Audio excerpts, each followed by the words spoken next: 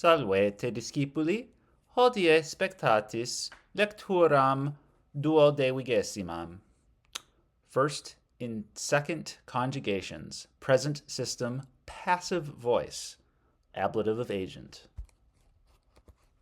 Hodie discemus, primum vocabula capitis duodēviginti, deinde grammaticam. We will learn the passive voice for first and second conjugation verbs within the present system. So we'll learn the passive voice for those verbs in the present tense, future tense, and imperfect tense. We also learn a new use of the ablative of personal agent. Primum discemus verba vocabulorum capitis duodēviginti. In hoc capite sunt quinque verba: fluo, lego, misceo, moveo, videor. Primum verbum: fluo, fluere, fluxi, fluxum. Videte bellam pictoram, in qua flumen de montibus fluit. Quid significat fluo? Ecce pictora, ecce montes, ecce arbores, ecce flumen, flumen de montibus fluit. Quid significat fluo? Proximum verbum: lego, legere, legi, lectum. Volumen antiquum a Gandalfo illo mago legitor. Quid significat lego? Ecce Gandalfus, ecce volumen antiquum.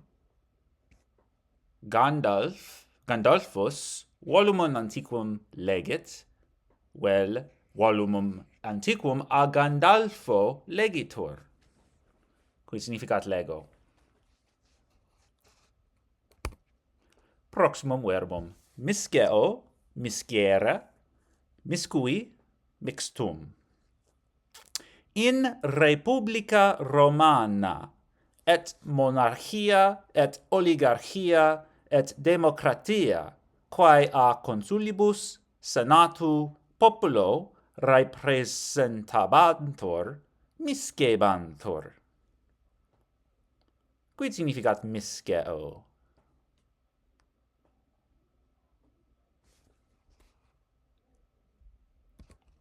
Proximum verbum: moveo, movere, movi, motum. Da mihi locum, in quo stare possum, et terram moebo. Dixit Archimedes. Quid significat moveo?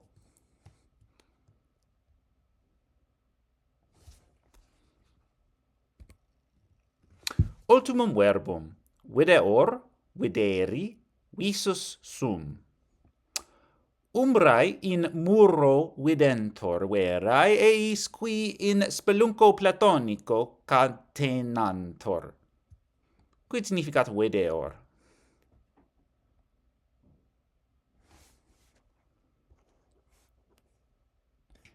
Ecce captivus in spelunco platonico, ecce umbra.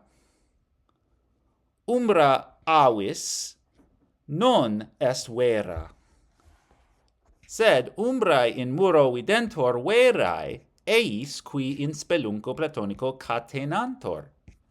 Quid significat videor?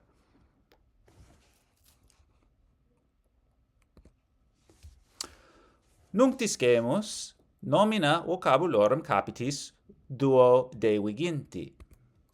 In hoc capite sunt sex nomina: flumen, genus, hostis, ludus, probitas, scientia. Primum nomen: flumen, fluminis. Videte iterum bellam pictoram, in qua flumen de montibus fluit. Flumen fluit. Flumina fluunt.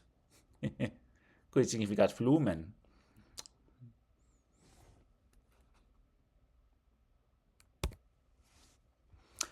Proximum nomen, genus, generis. Multa genera literarum Romanarum, quae historiam, poesiam, oratoriam, saturam includunt, legere mox poteritis. Quid significat genus?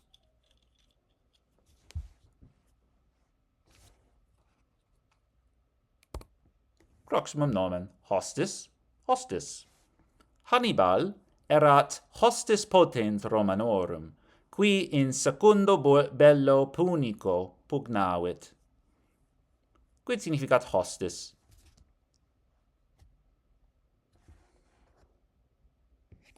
Ecce Hannibal, ecce proilium secundi bello Punici, okay? In quo elephanti pugnabant. Quid significat hostis? Proximum nomen, ludus, ludi.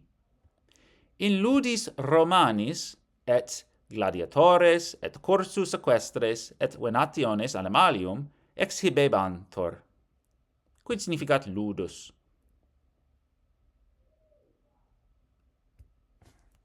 Ecce mosaicos. Gladiatores, cursus equestres, venationes animalium. Exhibebantur in ludis Romanis. Proximum nomen, probitas, probitatis. Lincoln, ille praesidens, fuit vir summae probitatis, qui ab probus appellabatur. Quid significat probitas?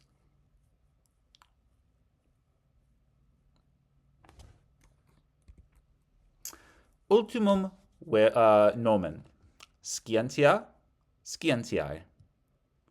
Qui scientiam historiae non habent, eam repetera condemnantur. Quid significat scientia?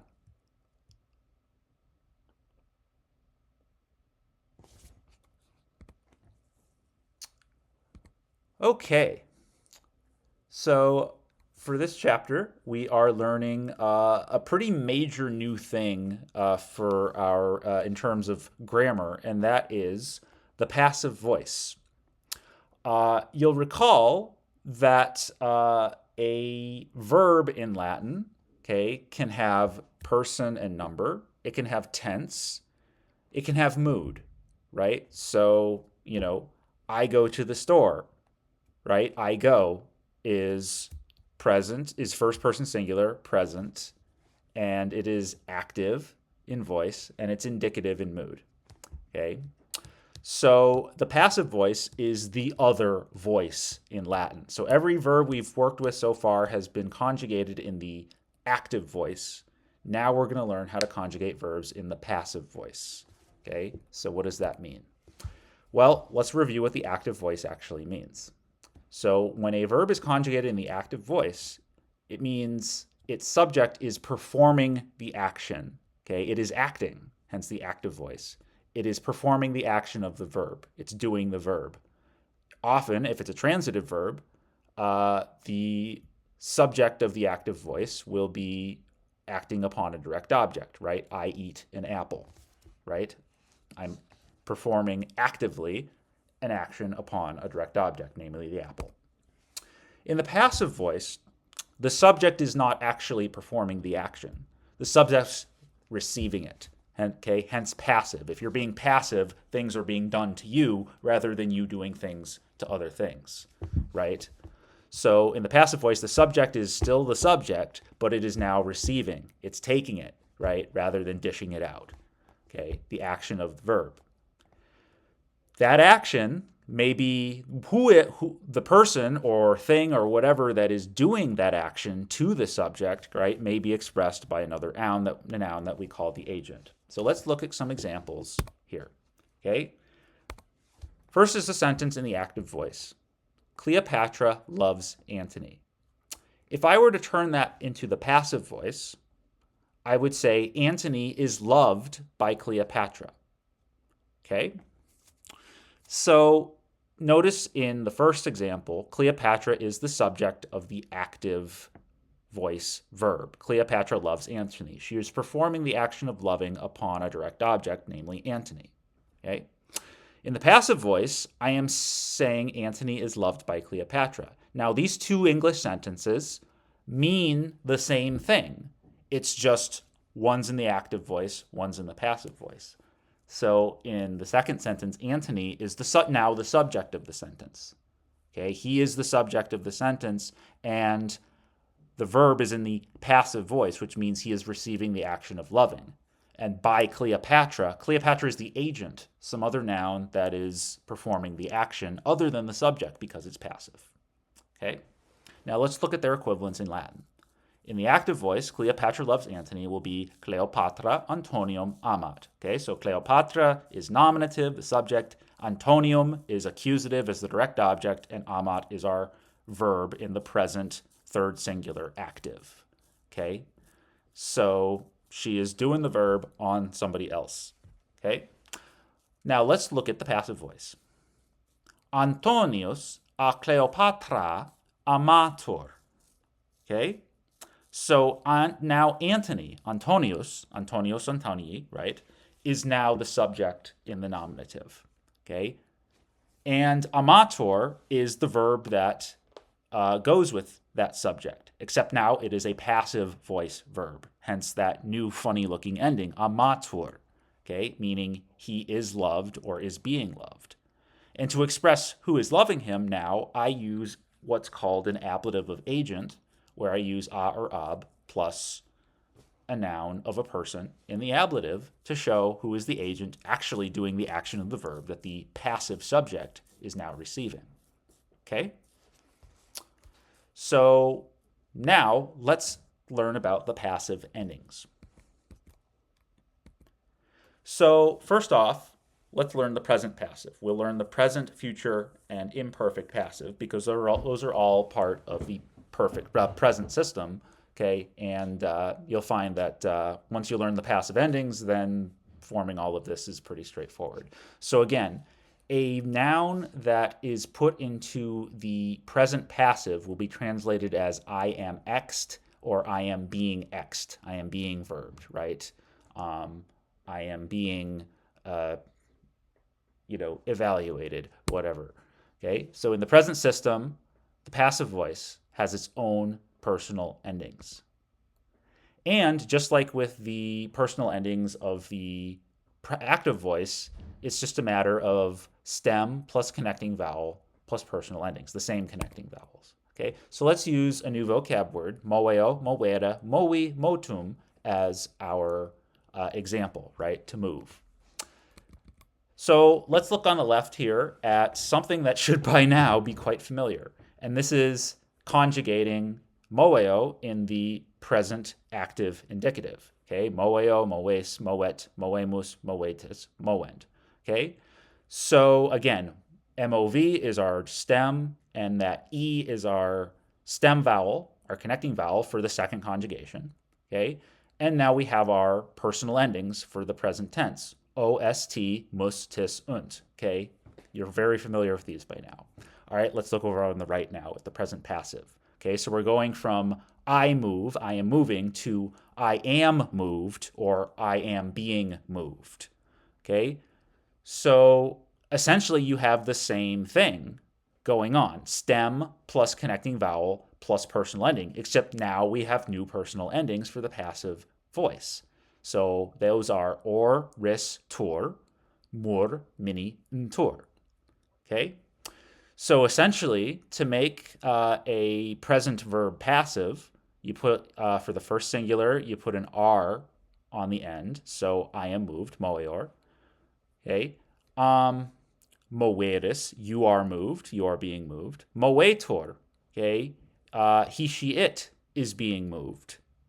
Okay, so you just add a UR to the T. We are moved, more. Okay, you just swap out the S for an R there. Mowemini, y'all are moved. That one's kind of funny. That looks nothing like the tis, but it's pretty distinct, so that'll help as well.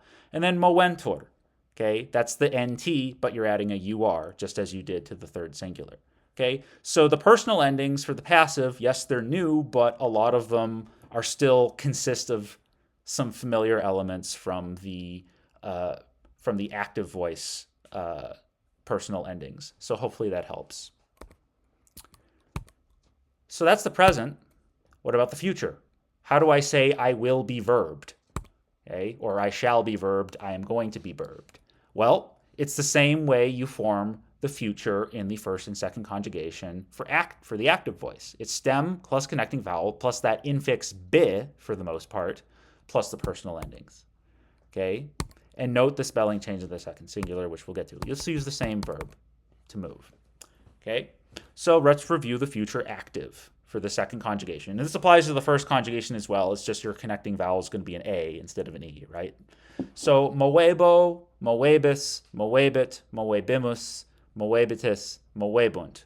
Okay? So again, we just have that bi infix in between the stem vowel and the personal ending, okay, with the various kind of spellings that we've reviewed.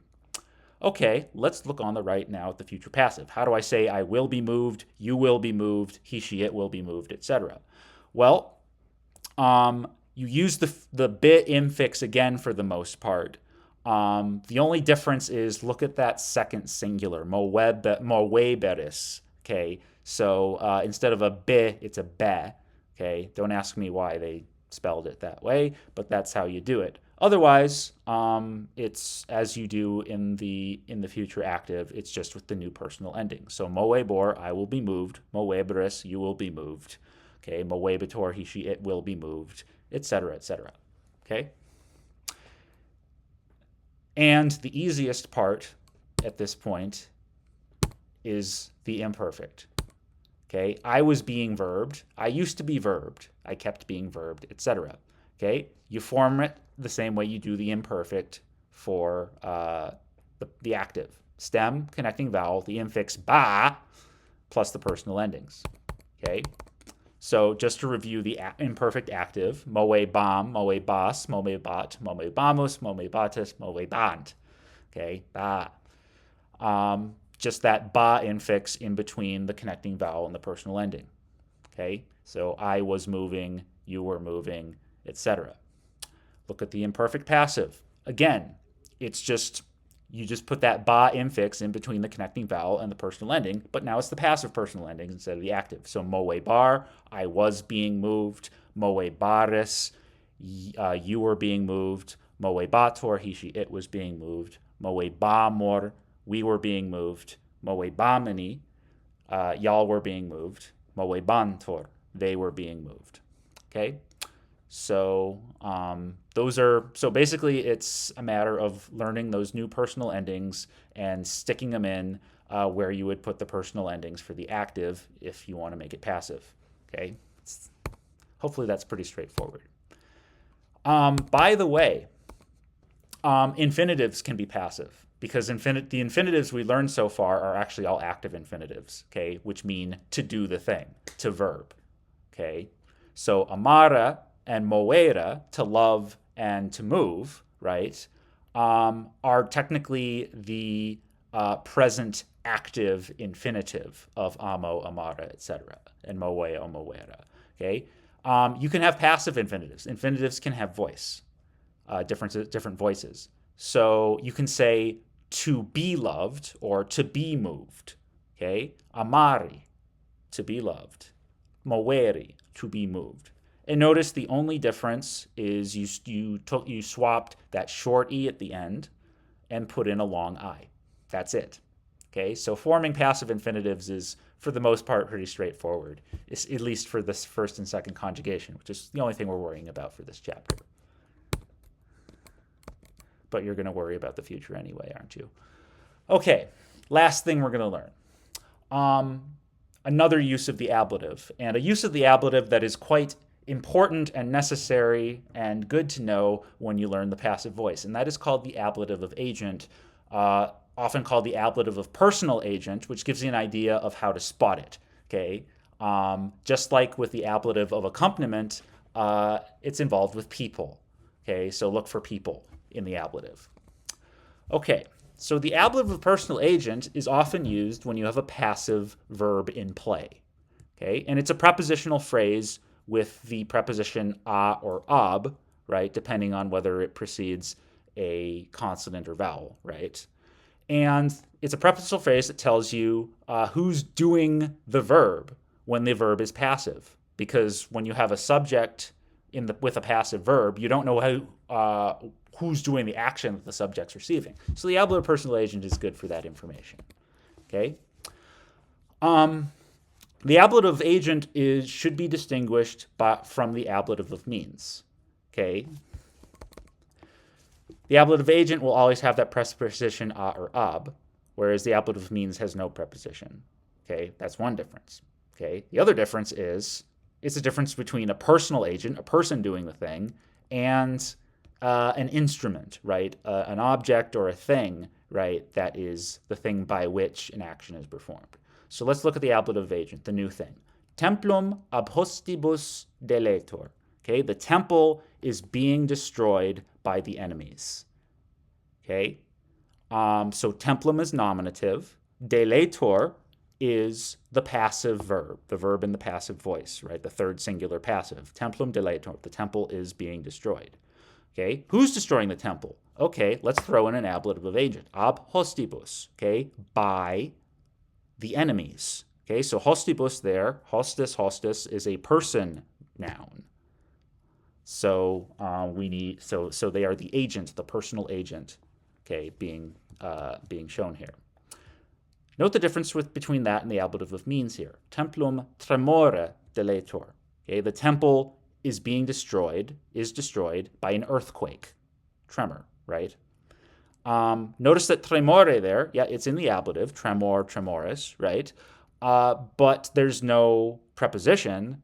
And a tremor, an earthquake, is not a person. It's a thing. Okay, and so we're going to use the ablative of means with the passive verb here, okay, to show how the action is being done. Okay, so that's the difference there. Okay, so ablative agents with a person plus ab. Okay, ablative means is a thing, and there's no preposition. Okay, so obviously means and agent are two very common ablatives you'll see when a passive verb is in play. Okay, so always hunt for that kind of context. And with that, I will let you go and see you next time. Duodēvigesima.